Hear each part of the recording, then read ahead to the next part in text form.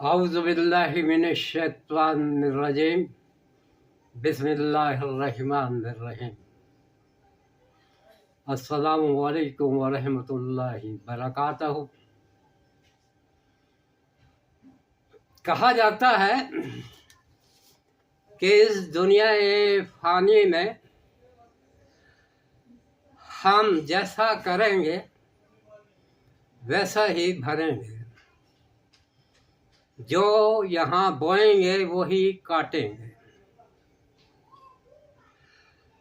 वैसे तो हमारे अमाल का सही हिसाब व किताब रोज़े क़यामत ही में होगा, लेकिन इस दुनिया में भी हमें अपने आमाल का सिला मिल जाता है, इनाम की सूरत में या किसी सज़ा की सूरत में। अलबत्ता हम ये नहीं जान सकते कि ये हमें किस बात की सज़ा दी जा रही है या किस बात का इनाम दिया जा रहा है, क्योंकि इसका कोई वक्त मुकर्रर नहीं होता। लेकिन कुछ हमारे अमाल ऐसे भी होते हैं जिसकी सज़ा और जज़ा हमें फौरी तौर पर मिल जाती है। ये दुनिया अल्लाह ताला की है और वही इस कायनात को समझ सकता है।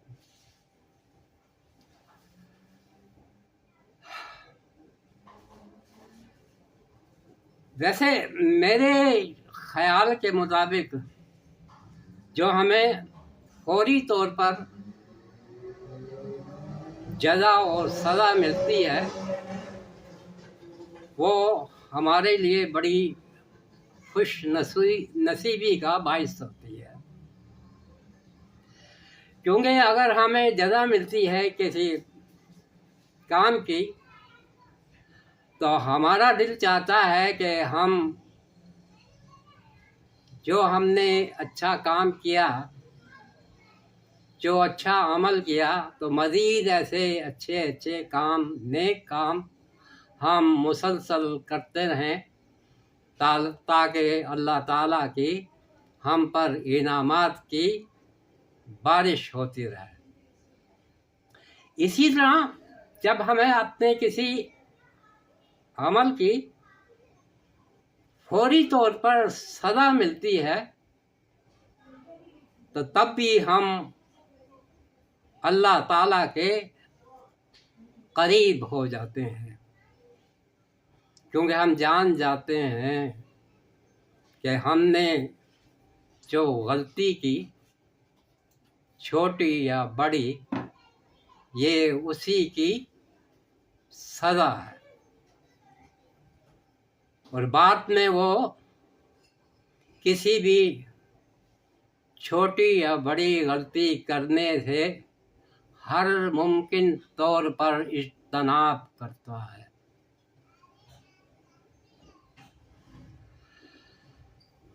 मैं इस सिलसिले में एक वाक़या सुनाना चाहता हूँ और ये है मौलाना मोहम्मद मतीन हाशमी साहब का। मोहम्मद मतीन हाशमी साहब बड़े आलिम व फाजिल शख्स थे। ये यूपी में पैदा हुए और जब पाकिस्तान मार्ज़े वजूद में आया तो इन्होंने हिजरत करके ये ढाका चले गए और जब हमारा मशरक़ी पाकिस्तान हमसे जुदा हुआ तो इन्होंने दोबारा हिजरत की और ये लाहौर में तशरीफ़ ले आए। डबल हिजरत की, 2 बार हिजरत की। ऐसे बहुत से लोगों ने 2 बार हिजरत की है। ये हमारा अलमिया है। बहरहाल, जिस वक्त मौलाना मुतीन हाशमी साहब मशरक़ी पाकिस्तान में थे, उस वक्त का ये वाक़या है और ये ज़रा इनकी अपनी ज़बान में सुनिए। कहते हैं कि मैं मशरक़ी पाकिस्तान के शहर सैदपुर के एक डिग्री कॉलेज का प्रिंसिपल था और निज़ाम इस्लाम पार्टी का अहदेदार भी। एक मरतबा सैदपुर में हमने एक बड़े जलसे का एहतमाम किया था। मैं इसके इंतज़ामात में भी शामिल था और मुझे वहाँ तकरीर भी करना थी, लेकिन मैं बदकिस्मती से बरवक्त तैयारी ना कर सका और ख़ासा लेट हो गया। अब मैं जो घर से बड़ी उजलत में निकला तो दरवाजे के ऐन सामने एक औरत खड़ी थी। इसने अपने दोनों बाजुओं में एक बच्चे को उठा रखा था और साफ नज़र आ रहा था कि बच्चे की हालत बहुत ख़राब है। बच्चे का सर एक तरफ ढलका हुआ था और टांगे दूसरी जानिब लटकी हुई थी। मुझे देखते ही वो औरत मेरे सामने खड़ी हो गई और बंगाली ज़ुबान में फरियाद करने लगी कि मौलवी साहब, मेरा बच्चा बहुत बीमार है, इसकी हालत बहुत ख़राब है, खुदा के लिए इसको दम कर दीजिए। लेकिन मैं इस वक्त बहुत ही जल्दी में हूँ और 1 मिनट भी नहीं रुक सकता, फिर किसी वक्त आ जाना, दम कर दूंगा, मैंने जवाब दिया। लेकिन माँ की ममता बेइंतहा बेकरार थी।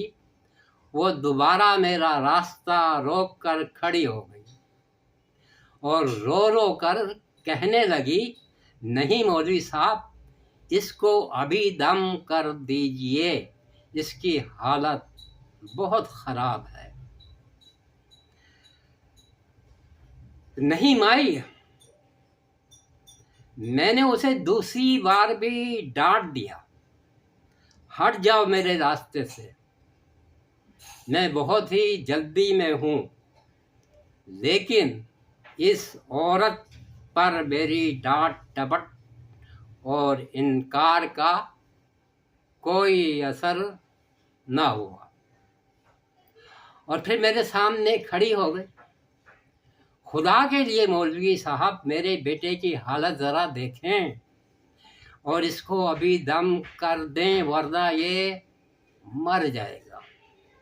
खुदा के लिए मौलवी साहब, खुदा के लिए मौलवी साहब कहते हुए वो तीसरी मर्तबा मेरे सामने डट कर खड़ी हो गई। तब मुझे सख्त गुस्सा आया।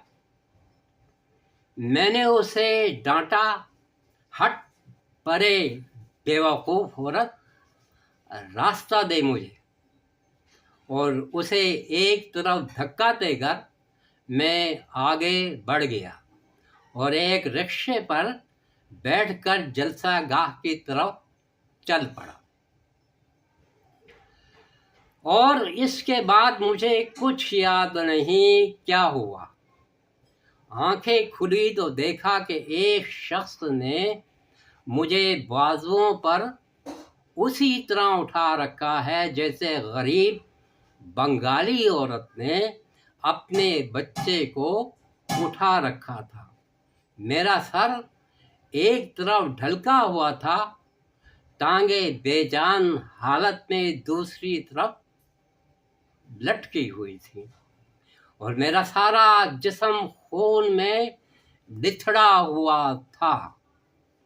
मैंने चंद लम्हों के लिए ये मंजर देखा और दोबारा बेहोश हो गया और फिर हफ्तों तक अस्पताल के बिस्तर पर पड़ा रहा। हादसे में मेरी एक टांग टूट गई, बाकी जिस्म पर गहरे जख्म आए थे और मेरे शाने पर ऐसी चोट लगी थी कि इसके असरात आज तक ज़ाइल नहीं हुए। यानी पेशाब के अमल पर काबू हासिल नहीं रहा और इस सिलसिले में मुझे शदीद परेशानी का सामना करना पड़ता है। ये मौलाना मोहम्मद मतीन हाशमी साहब का वाक़या है। अब ये आलिम व फाजिल शख्स एक कॉलेज के प्रिंसिपल, कई किताबों के मुसन्निफ, ऐसे शख्स भी ऐसी गलती कर जाते हैं। अब देखा जाए तो ये एक बहुत मामूली सी बात थी। वो औरत, मासूम औरत, सिर्फ इतना ही तो चाह रही थी कि आप इस पर दम कर दें। और दम करने में देर कितनी लगती है अगर बात समझ में आ जाए। आप सिर्फ सूरत फातिहा पढ़ के उस पर दम कर देते, या अगर इतनी भी आपको जलती थी तो सिर्फ दिल ही दिल में अल्लाह ताला से दुआ करते देते कि या अल्लाह ताला इस बच्चे को सेहत कामला अता फरमा, और उसकी तसल्ली के लिए उस पर हल्के से फूंक मार देते। सिर्फ इतनी सी बात थी। लेकिन उस वक्त मौलाना मोहम्मद मतीन साहब को, एक कॉलेज के प्रिंसिपल साहब को, ये बात समझ में नहीं आई और वो बहुत बड़ी गलती कर बैठे, जिसका नतीजे में वो कई हफ्तों तक अस्पताल के बिस्तर पर पड़े रहे। एक टांग उनकी टूट गई और सारी जिंदगी के लिए पेशाब का मसला उन्हें दरपेश रहा।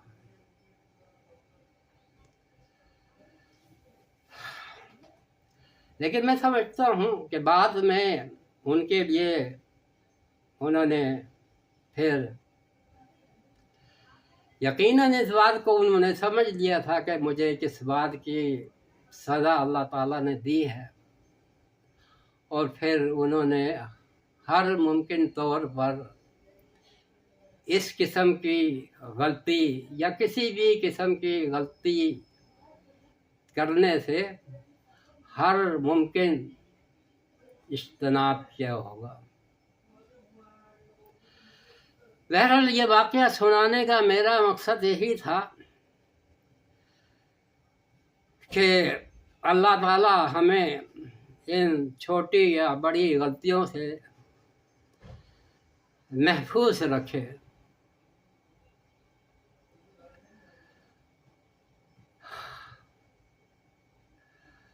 खुश रहिए और दूसरों को खुश रखने की हर मुमकिन कोशिश कीजिए। अल्लाह हाफिज़।